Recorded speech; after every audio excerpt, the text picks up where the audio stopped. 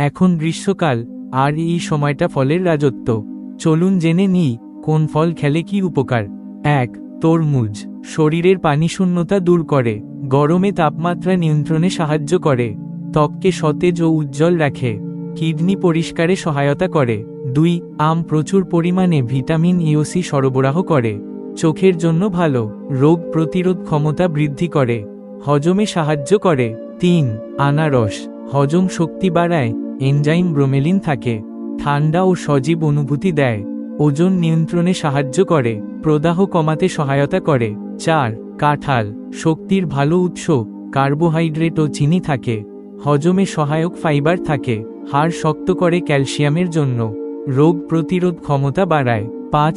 লিচু অ্যান্টিঅক্সিডেন্ট সমৃদ্ধ, ত্বক সুন্দর রাখে, রক্ত পরিষ্কারে সাহায্য করে, রোগ প্রতিরোধে সহায়ক, শক্তি বৃদ্ধি করে।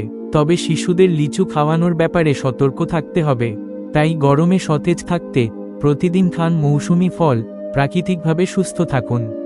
এরকম ভিডিও নিয়মিত পেতে আমাদের সাথেই থাকুন। ধন্যবাদ।